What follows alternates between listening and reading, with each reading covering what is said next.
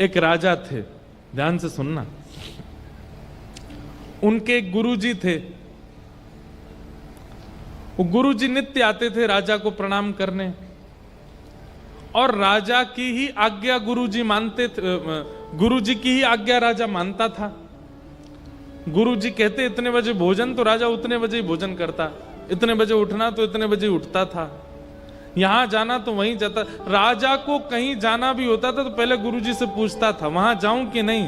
गुरुजी कहते हां तो जाना, नहीं तो नहीं जाना।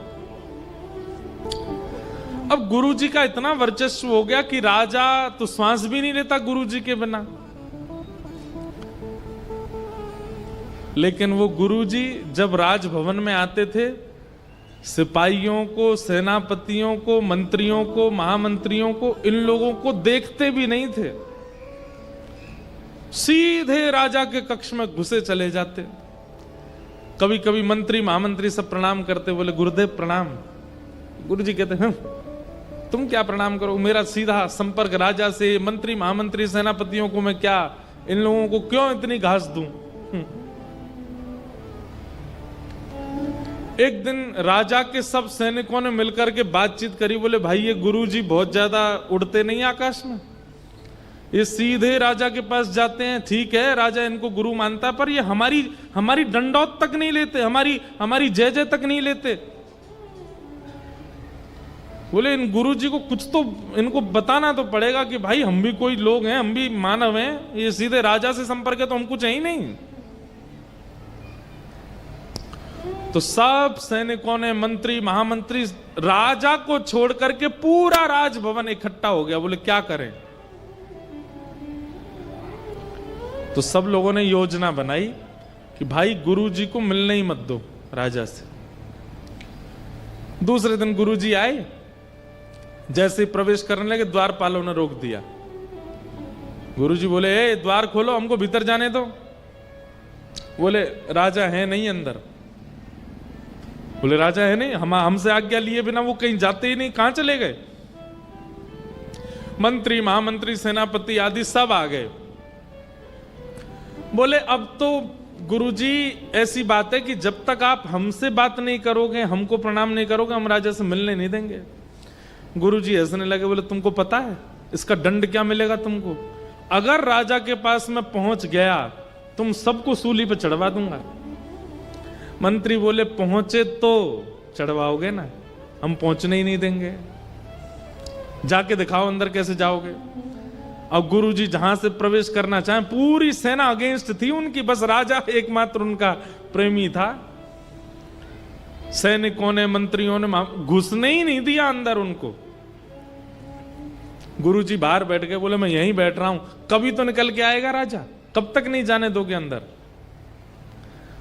मंत्रियों ने कहा एक काम करो, उनके हाथ पैर बांधो, मुंह में पट्टी वट्टी बांध के इनको कहीं दूर फेंक आओ।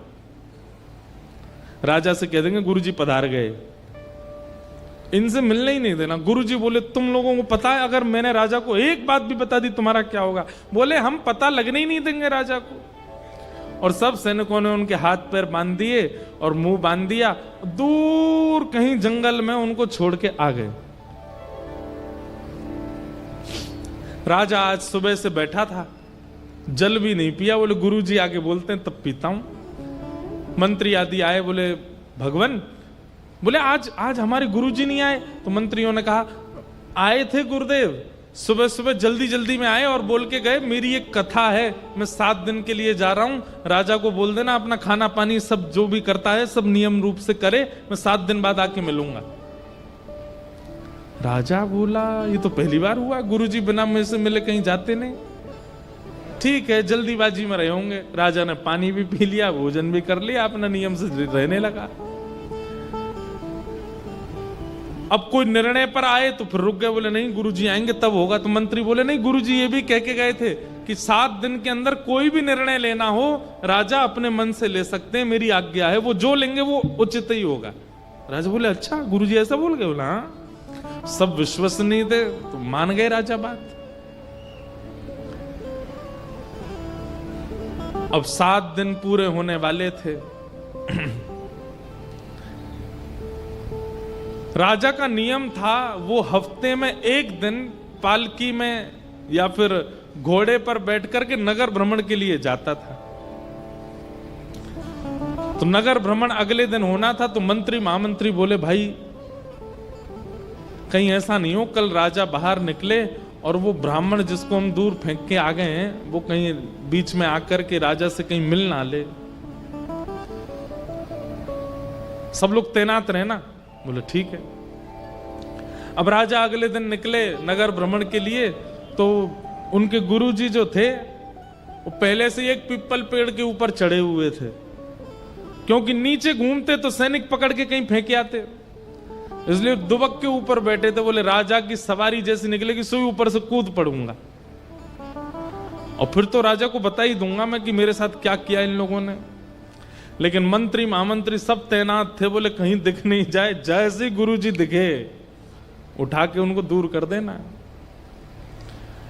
इतने में ही राजा की जैसी सवारी निकली, वो पीपल पेड़ के नीचे जैसे ही पहुंचे, ऊपर से गुरुजी चिल्लाए, चला राम, अरे मैं इधर बैठा हूं, इधर देखो, इधर देखो।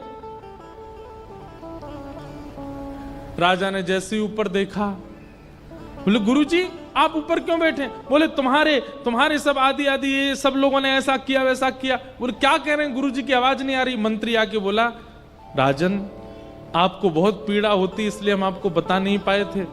गुरुजी कथा करने गए थे, लौट करके आ रहे थे, बीच मार्ग में गुरुदेव के ऊपर कुछ शिकारी जानवरों ने आक्रमण कर दिया, गुरुजी को मार दिया और तब से गुरुजी की आत्मा भटक रही है सब जगह। और ये गुरुजी की आत्मा ही है जो ऊपर से बोल करके तुम पे चिल्ला रही है। राजन यहां ज्यादा देर रुकना नहीं चाहिए, आपको जल्दी ही निकलना चाहिए, नहीं तो ये हावी हो जाएंगे आपके सिर के ऊपर और फिर हमें तंत्र मंत्र कराना पड़ेगा।